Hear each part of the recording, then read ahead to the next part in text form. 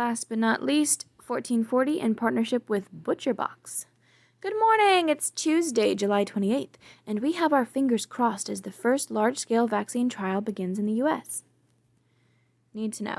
Moderna vaccine begins next trial. The largest COVID-19 vaccine study in the U.S. so far began yesterday as biotechnology firm Moderna and the National Institutes of Health kicked off a 30,000-person trial. Previous data showed the drug prompted an immune response in patients. The large-scale study involves healthy volunteers who won't know whether they've received the treatment or a placebo. Dr. Anthony Fauci said the goal is to reduce the risk of infection by at least 60%, and that preliminary results may be available in the fall. To me, Dr. Anthony Fauci has no credibility whatsoever. But I suppose that is the hazard of being the face of all this shit. Similar studies of other leading potential vaccines are scheduled to be rolled out each month through the fall, with the University of Oxford's candidate scheduled next. More than 150,000 health volunteers are needed in total. Visit this page if you're interested in joining a study. No, thank you. Elsewhere, President Trump's National Security Advisor Robert O'Brien tested positive for the coronavirus, sources revealed yesterday, making him the highest-ranking administration official to become infected. O'Brien has mild symptoms and has reportedly not been in close contact with the president. Separately, we're reading this overview on some of the supply chain issues that have significantly hampered testing in the U.S. The U.S. has reported almost 4.3 million total cases as of this morning.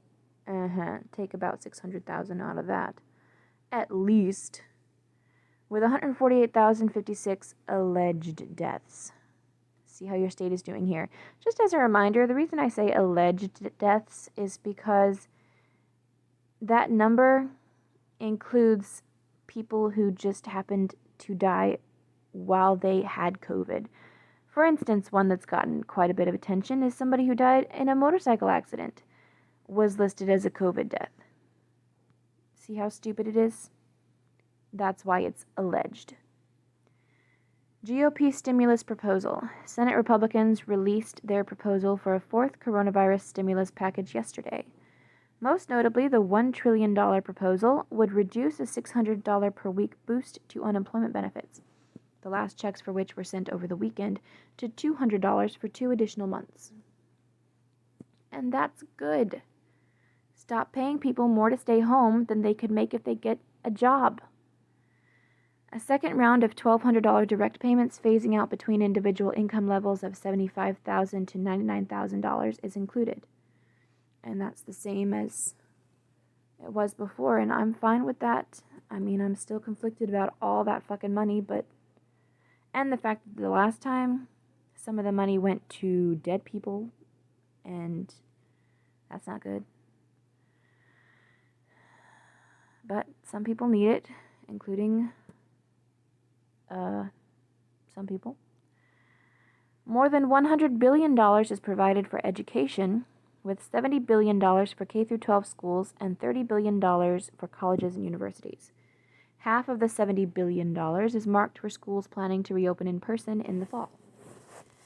The bill includes extensive, and that would have to include every school in Texas and any other state that has specifically mandated that all schools have to provide 5 days of in-school schooling, as well as remote learning.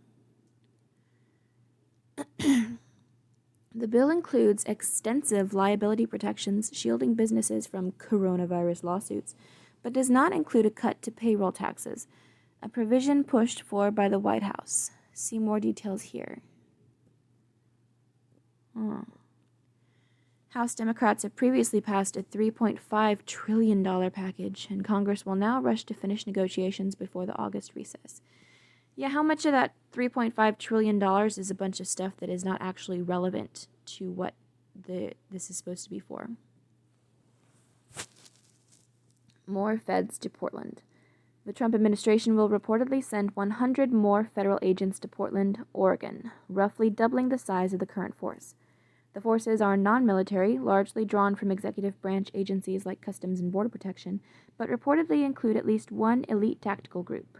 At least 22 people have been arrested since Thursday, officials said. That's it. The news comes as the protests, sparked by the May 26th death of George Floyd, but increasingly focusing on a fence surrounding a downtown federal courthouse, continued for the 61st consecutive night. The administration has maintained a federal presence and is needed to protect federal property in the city from vandalism and arson. Yep. Local police say it has become impossible to distinguish between legitimate protest and intentional criminal activity. You know, just make that easy for yourself. There's just no more legitimate protest. Just don't worry about that. Treat it all as intentional criminal activity because that's all it is. Demonstrators have likened the federal agents to paramilitary forces, accusing them of abuse of power and unlawful detainment. I mean, when any sort of legitimate protest has been going on for this long, I don't think that it should be considered protest anymore because these people obviously don't have anything better to do. They're, what's the word? Damn it. Oh.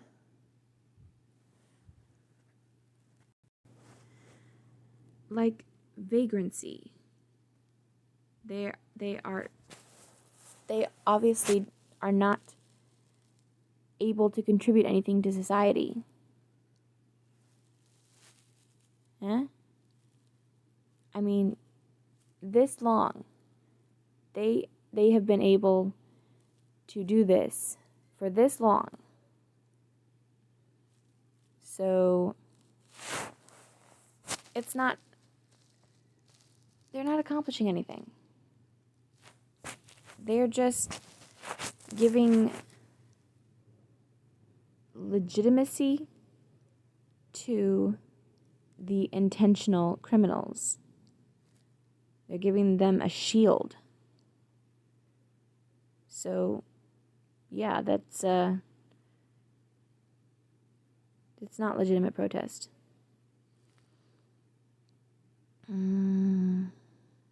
Demonstrators have likened the federal agents to paramilitary forces, accusing them of abuse of power and unlawful detainment. Meanwhile, some have called for an end to the protests, saying they've co-opted the Black Lives Matter movement. Separately, and the Black Lives Matter movement is bad enough. Separately, testimony from a National Guard officer is expected to contradict the White House's account of the clearing of a protest in Washington, D.C.'s Lafayette Square last month. Okay. Cut fillets, not corners. Butcher box. Overwhelmed in the meat aisle of the grocery store? Can't decide why one cut of meat costs twice as much as the seemingly identical piece next to it? Seems like the best solution might just be to close your eyes and pick one up blindly. That, or you could avoid the grocery store ordeal altogether thanks to ButcherBox. ButcherBox believes in high-quality, high-value meat delivered to your doorstep. You can trust that all their beef is 100% grass-fed and grass-finished. The chicken is free-range organic, the pork is heritage breed, and the seafood is wild-caught. For similar quality meats at the grocery store, you'd be paying an arm and a leg. With ButcherBox, the average cost is less than $6 per meal.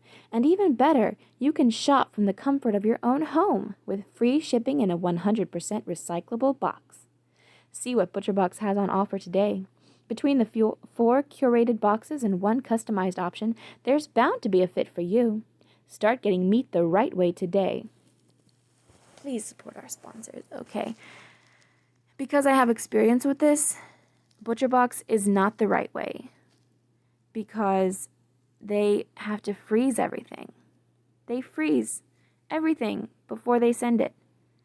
So you're already getting lower grade meat than much of what's in the grocery store because it's been frozen. In the know, sports, entertainment, and culture. MLB postpones 3 games after at least 13 Miami Marlins players and staff test positive for COVID-19. Here's what it might mean for the rest of the MLB season. The 72nd Primetime Emmy nominations to be announced this morning. See full list of predictions. The Little Mermaid composer Alan Menken won a Daytime Emmy Sunday to become 16th person with EGOT status, winning an Emmy, Grammy, Oscar, and Tony. Well, good for him.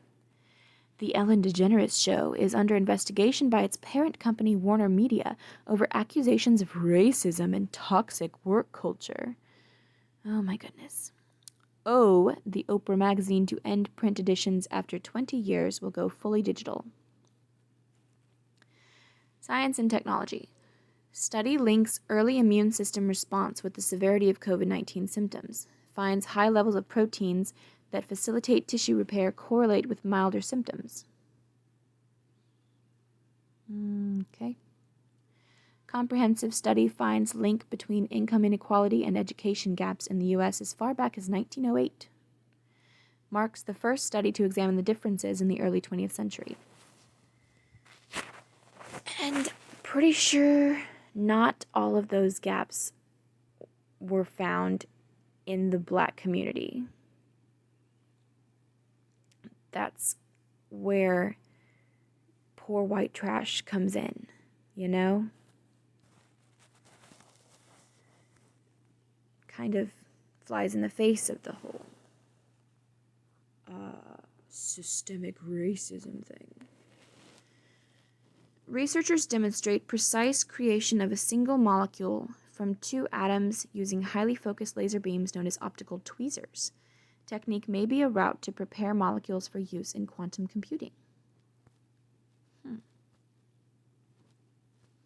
Business and markets.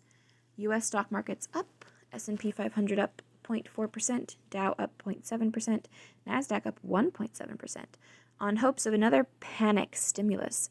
Gold reaches all-time high. Google to allow employees to work from home until at least July 2021. Holy shit.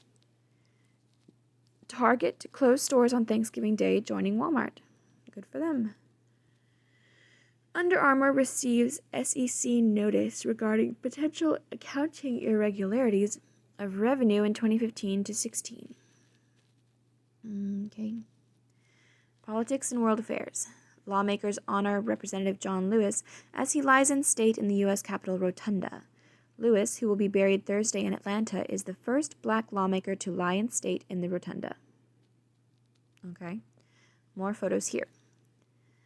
First presidential debate scheduled for September 29th. Ooh, exciting. Moved from the University of Notre Dame to Cleveland over coronavirus concerns. Former Malaysian leader Najib Razak found guilty of stealing from a multi-billion-dollar state investment fund, faces between 15 and 20 years in prison.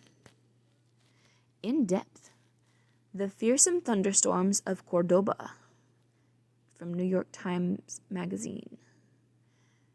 Northern Argentina's Cordoba province is home to some of Earth's most freakish and destructive storms, which are capable of forming in as little as 30 minutes. Now, scientists want to know what the deadly phenomenon can teach us about the future of extreme weather.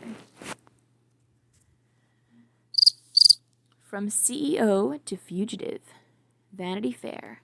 A look at how former Nissan CEO Carlos Ghosn, arrested in Japan on charges of misappropriating funds, escaped from house arrest and fled to Lebanon, as told by the ex-Green Beret who helped him.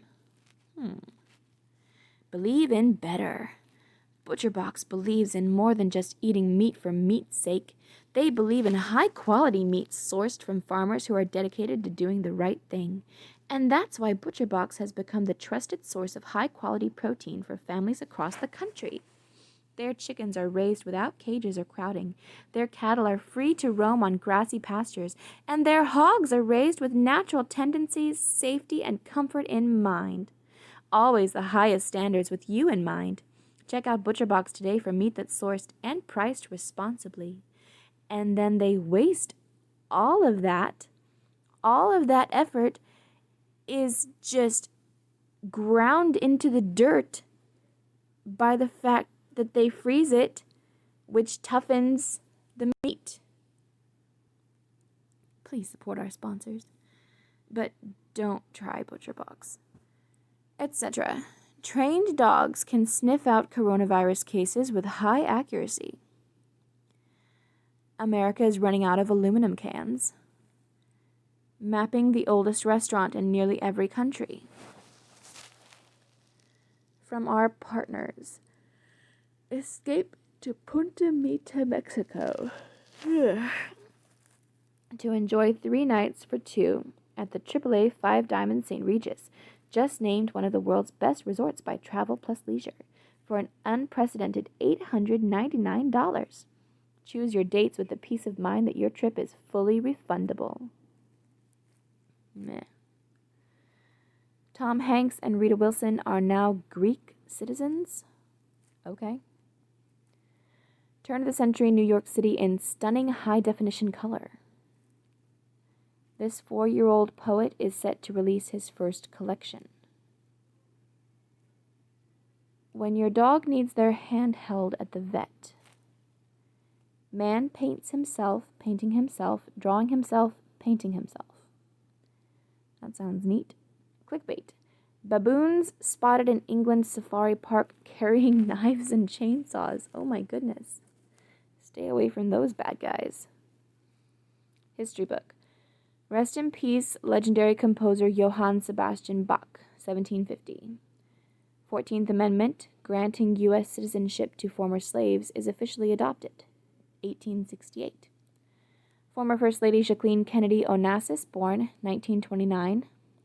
The Tangshan earthquake kills over 240,000 in China, 1976. One man can make a difference and every man should try, Jacqueline Kennedy Onassis. Okie dokie. That's it for Sundry News for today. Thank you and goodbye.